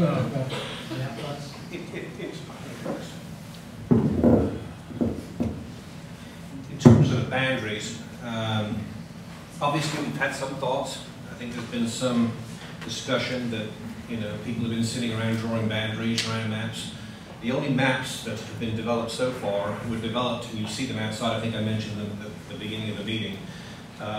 We've talked a lot about the use of TIF increment for improving public infrastructure. And I certainly understand Pat Fowler's comments, and I'm glad somebody here is going to vote for a tax increase to fix stormwater. I mean, you don't hear that, but that's certainly an option. That is one option.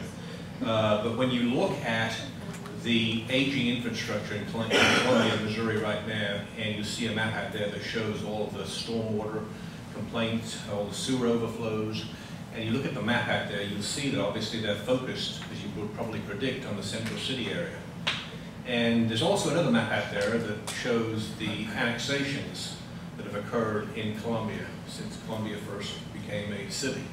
And if you look at the annexations through about 1929 or maybe even 1955, it draws a boundary almost by itself around what you would expect to be obviously the oldest infrastructure in Columbia. And so, you know, we have projects in mind. We've mentioned the H3 charrette study that was done in 2010 that looked at two specific areas in Columbia, North Village Arts District and the Providence Broadway area. It wasn't months after the 2010 charrette that some of the ideas that were envisioned by the group of almost 400 people that came together as part of many of those forums started to materialize. I mean, if you look at the 2010 report by H3, you see a potential hotel, which was approved. Again, somebody also mentioned, how do these projects get approved?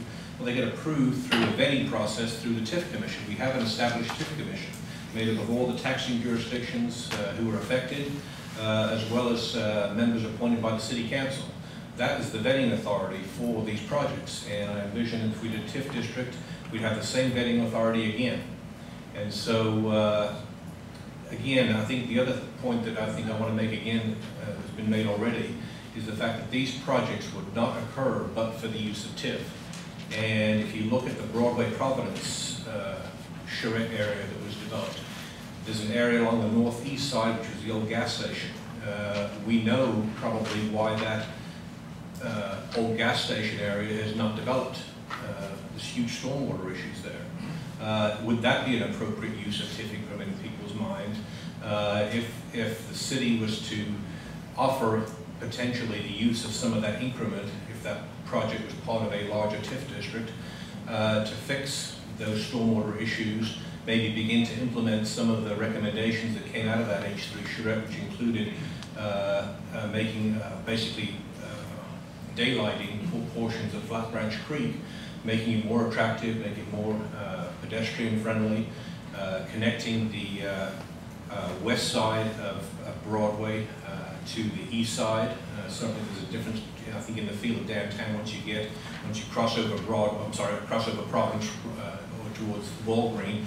There's certainly lots of infrastructure repairs that could be made there that could again start to stimulate areas which we know Broadway and Providence is certainly one of the most mentionable ones that I hear has not developed over the years. Why hasn't it developed? There's some legitimate reasons if you look at it why it hasn't developed.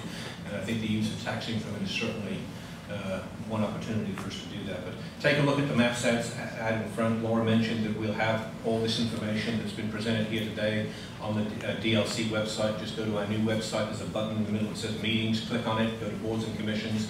Go to DLC. You'll see these presentations as well as all the maps that you see out in front located on the DLC website. Thank you. End of that was a presentation about financing tools. We're talking about financing tool. That's one of the things in the purview of the DLC. We have not even remotely done that kind of process up front. And so for me, to some extent, the idea that we're going to focus so much on TIF, because that was only one of the financing tools that you mentioned and Ms. Ratcliffe mentioned and so forth. Those are the last things you get to. If we had made much more progress, for instance, if the city had more fully funded, hopefully as a foundational thing, it will fund the DLC to actually do 1 or 2 or 3 year downtown planning project, possibly beginning by adopting the charrette process and the plans in there to start with an implementation editing, stuff, transportation, all those kind of things. That might be, but to hash out all the stuff about a TIF at this stage just seems to be way, way too soon.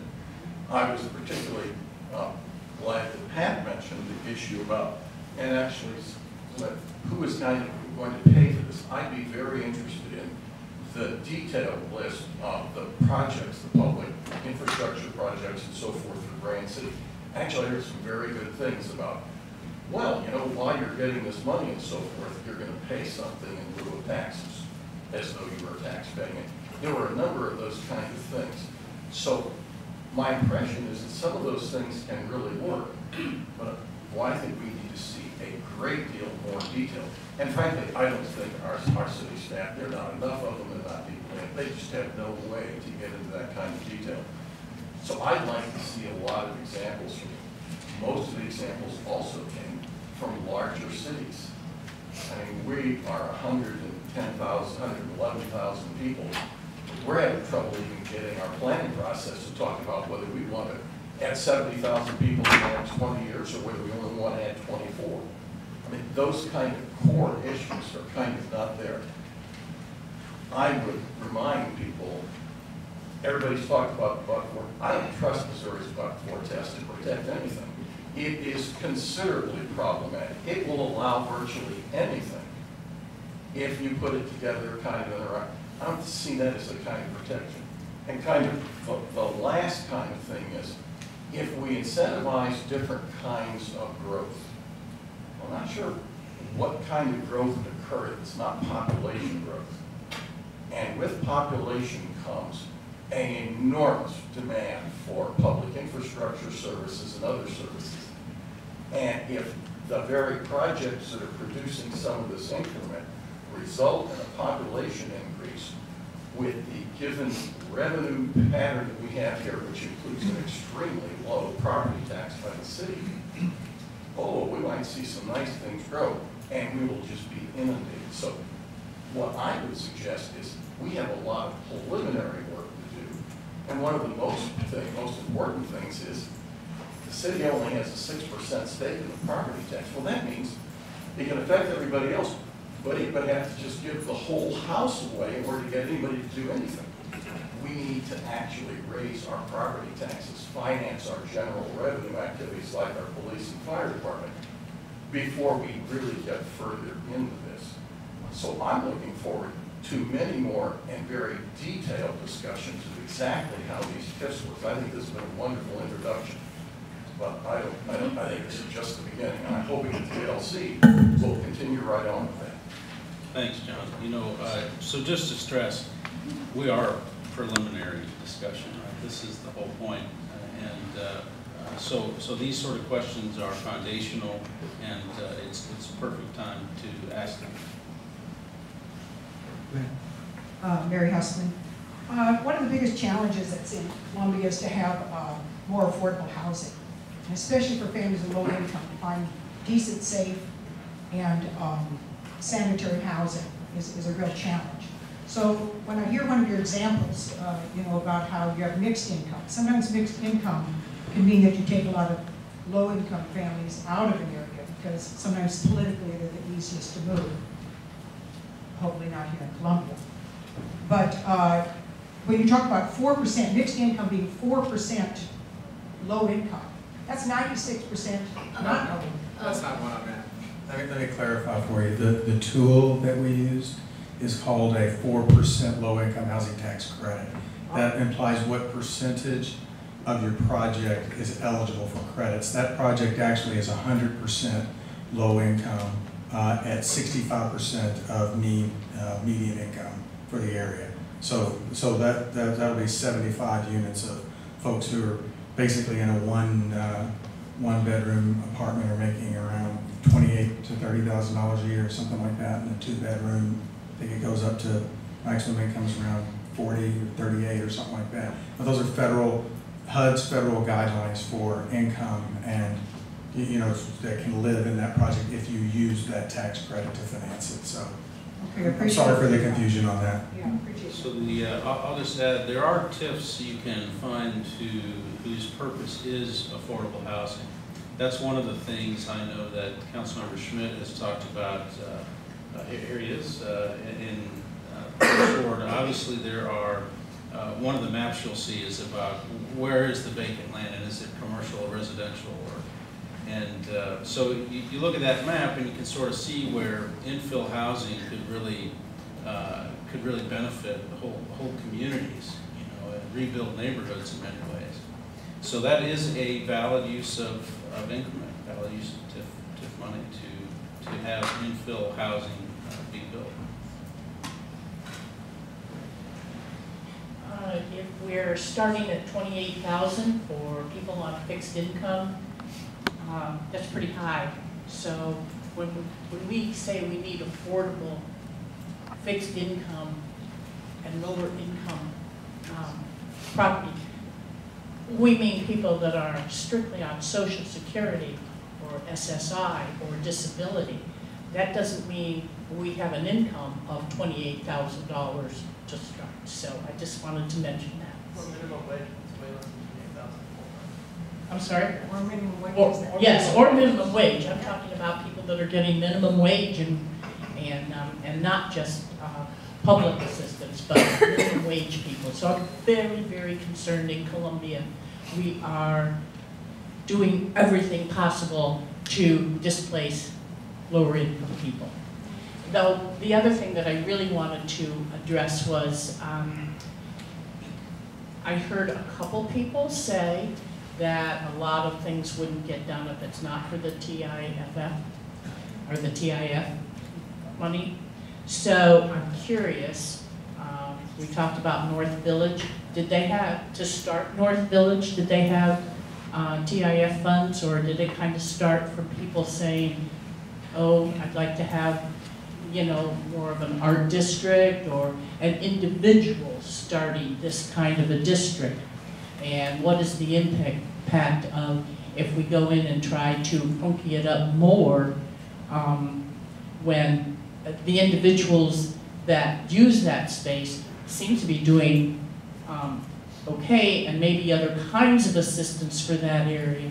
Because I did hear quite a bit of, it really sounds good and it looks nice, but it also started to sound pretty Disneyland in terms of, and I don't want to not have Columbia grow or be a great place to live. It's been a great place for me to live for 30-some years, but I don't want it to become something we are not. Let me quickly clarify something for you too, by the way. I'm sorry I have to keep doing this, but those income levels I gave you, those are the maximums you can make and live there. So if you have to make less than $28,000 a year to qualify to live there. If you rent a one-bedroom, you have to make less than, the 38 or whatever that number is a year to qualify to live there. So just to make sure that's clear. Oh, can you hear me okay? Okay. I'm Sherry Cortice. I have a few questions to ask Mr. Gray, I think it was. The old Osco site you talked about being reformed. Are you saying that could be part of the TIF project? That was in your presentation. I'm sure. Yes. Sure. Okay. Mike Mathis, when they did the downtown library in Iowa, where they built a brand new downtown library, was that a public brand new library or private? That's public. It was public, okay, publicly funded. Libraries are part of the city government. And the money came from public funds or a private corporation? Came from a TIF district. Okay, so I think we're getting at, and I really appreciate Mr. Schallwecker and Ms. Noren coming and explaining that this really is basically public subsidizing private corporation in whatever manner, but it's shifting the responsibility. And so this Tiger Hotel we're working, isn't that the TIF project? And is that, what happens when he doesn't meet the revenue because he's, the hotel's not finished and the project's not finished? I'll ask, Tony's the expert there. We are blessed to have packaged that well. All of our projects, as was indicated earlier, we don't use debt on behalf of a private development. They're all classified as pay-as-you-go type projects. So as these projects are rebuilt, so for example, you can take the Tiger Hotel as an example. So far they have demolished pretty much all the interior of the floors from above the ground level up to about, I think, floors 8 or 9. And so once all of those rooms get refurnished, rebuilt, obviously that whole building will appraise for much higher than its current state right now, which is pretty much a vacant building. So obviously that's where the increment comes from. And we wait until that's done. That's exactly. If that project fails right now, it doesn't go any further than it is. The development is nothing. The city is absolutely nothing. Has 0 risk. Okay. Okay. Well, thank you. But again, I want people to think before we move forward any more than we are. We have a lot of things going on in the city with EPZ, with Columbia Housing Authority. Now we've got this new TIF. I think we need to be careful going forward, as everybody else has seemed to say here, is can we please slow down a bit, because we're getting hit from every level at this point. And we really appreciate just slow down a little bit. And thank you very much for your time. You know how rare it is someone tells me to slow down? That's awesome. Generally, and I'll pay more. I don't hear that very often. I love this meeting. Just a couple comments. This concept that it's public resources for private investment, that can be true, but largely TIF exists for community benefit. So you don't create a TIF because you want to send money to a for-profit institution. Create a TIF because you want to build things you can't afford on your own, and you don't want to raise taxes to do it. So it exists to create places like Grand Center, and so where you have livable communities, everything we've talked about in DLC and the charrette, where you can protect neighborhoods.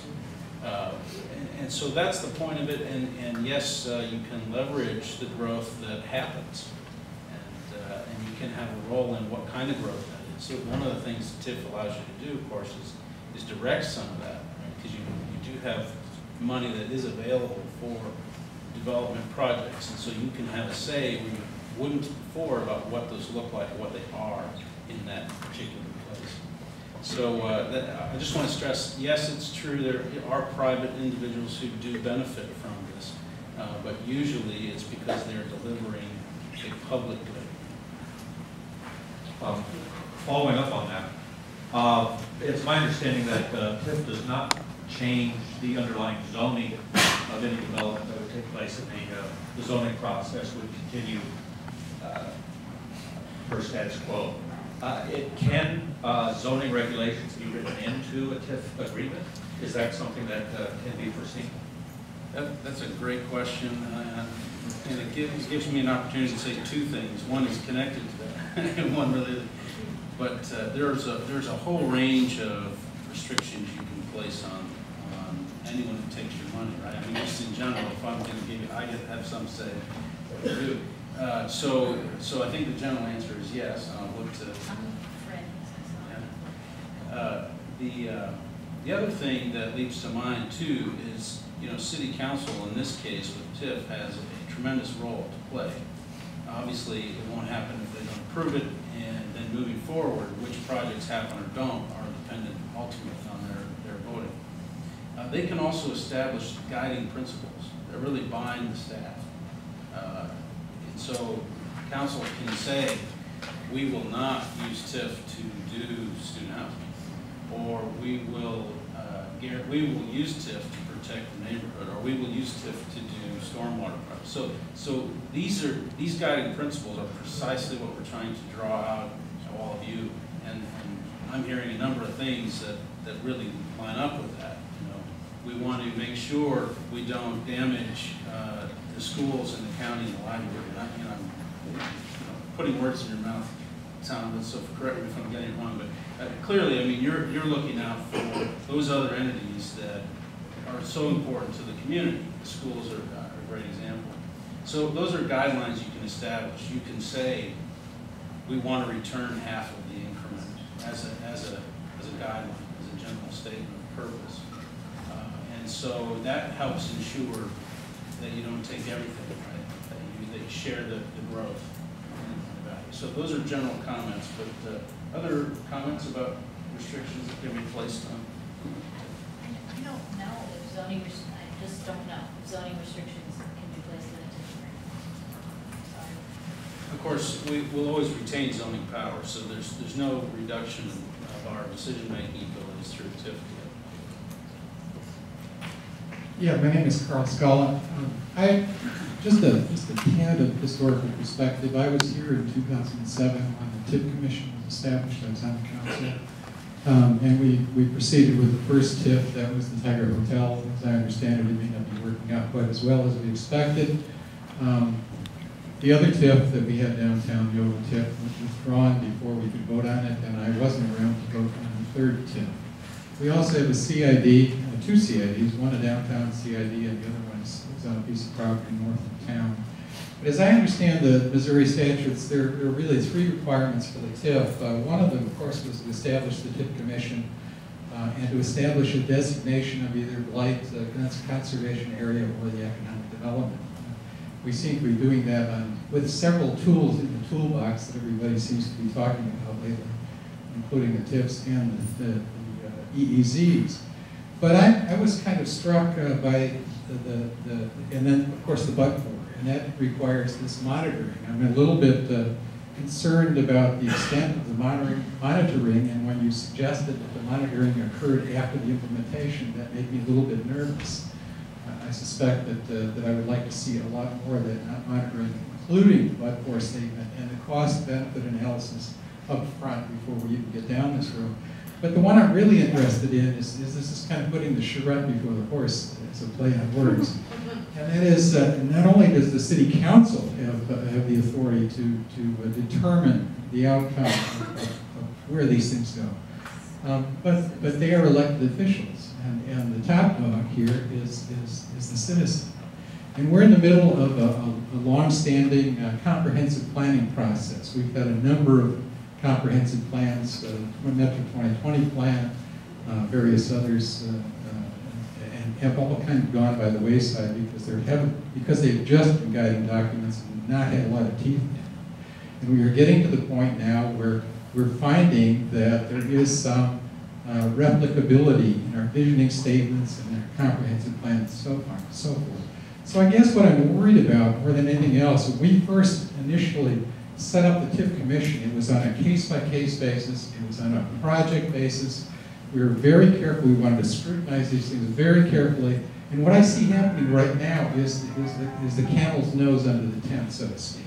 There are all these tools, and the question I would ask is that just because there are tools, does that mean that that's the proper tool for the toolbox that we need in our community here? I mean, we've all agreed, I think, and you've all suggested that there are good and bad examples of TIFs, and there certainly is TIF abuse in this state.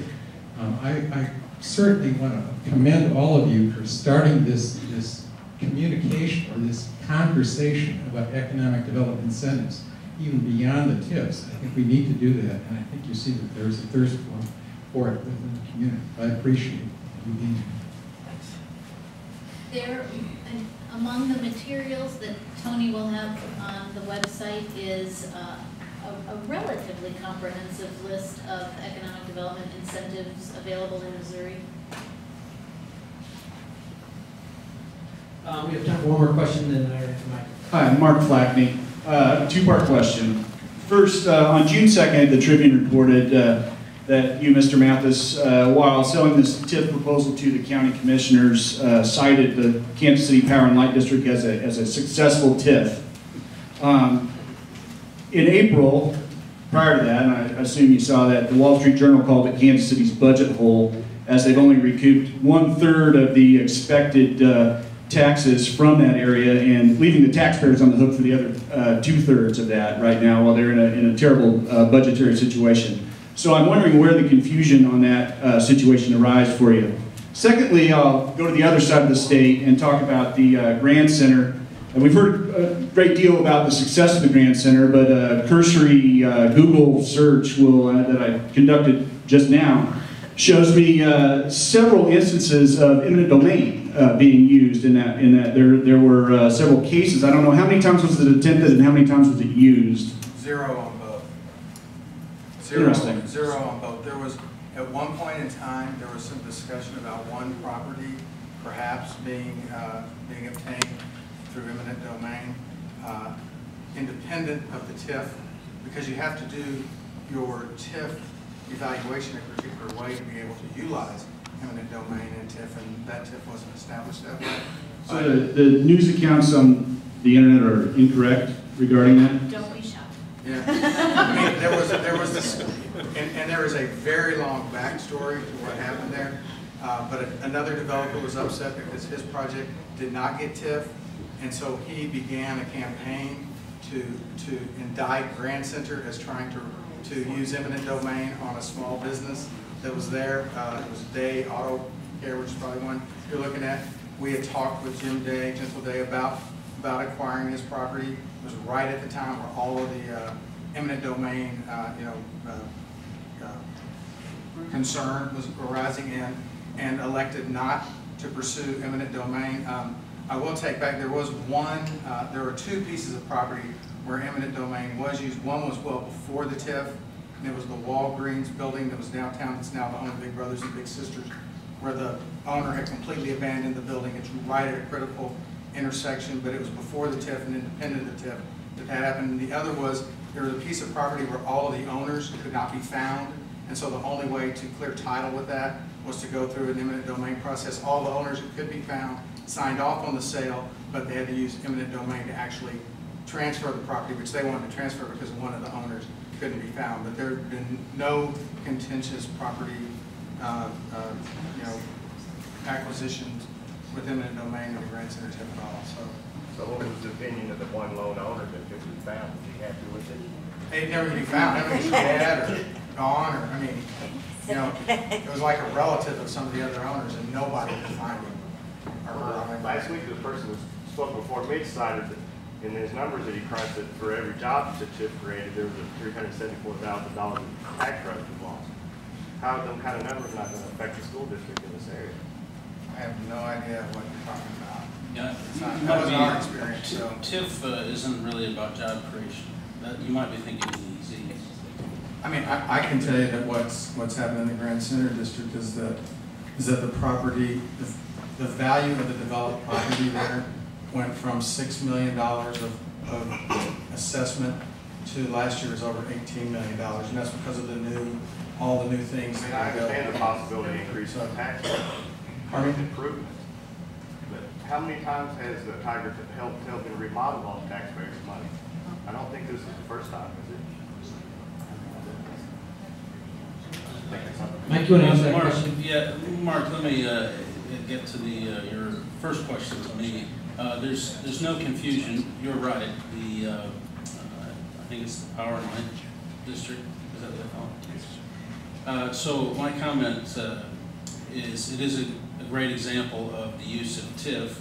It's also not a great example of the use of the financing mechanism. So this was using debt and then promising the city's general obligation funds to repay if it couldn't do it.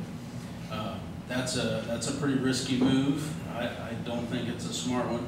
So you're right, and it worked. It built the thing, and it's operating. A lot of people go there and have a good time, but it's one of those things where there are smarter ways to fund that, including how we approach the Tiger, where you keep the risk on the developer, not on the city. So I hope that's helpful. Great. Well, it is past 7, so I'm going to call this to an end. Thank you, everyone, for showing up and for your interest. We're going to have another one of these, I'm sure. So we'll be in touch about that. So thank you, PLS.